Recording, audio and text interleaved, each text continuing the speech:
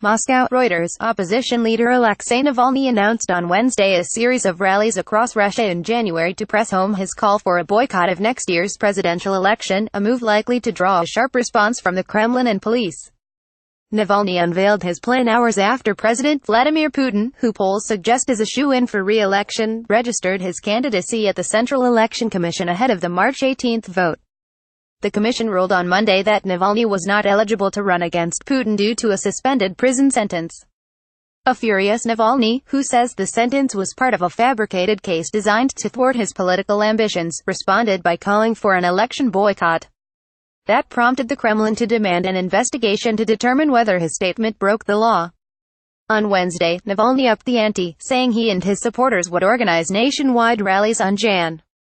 28 in 85 towns and cities, including Moscow and St. Petersburg, to support his call for an election boycott. "We refuse to call the reappointment of Putin an election," Navalny said in a statement on his website. "We are not going to vote and will convince everyone around us not to vote. We are going to campaign for a boycott with all our might." Turnout. Russian opposition leader Alexei Navalny smiles in the studio of the radio station Echo of Moscow in Moscow, Russia, December 27, 2017.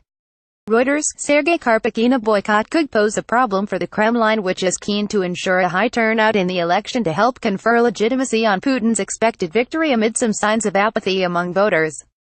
Under Russian law, the time and place of rallies must be agreed with the authorities, who have often declined to authorize them in the past, citing conflicting events or security concerns. When the opposition has gone ahead anyway, the police have broken up rallies by force and detained attendees. Polls show that Putin, who has led Russia for 18 years as either president or prime minister, is on course to comfortably win another six-year term, allowing him to rule until 2024, when he'll turn 72. The former KGB officer is running as an independent, a move seen as a way of strengthening his image as a father of the nation, rather than as a party political figure. The ruling United Russia Party, which he once led and which controls 3/4 of seats in the lower house of parliament, has said it will support him, as will Just Russia, a pro-government center-left group.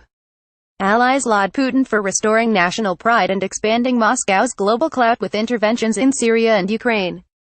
But Navalny says Putin has been in power too long and that his support is artificially maintained by a biased state media and an unfair system which excludes genuine opponents.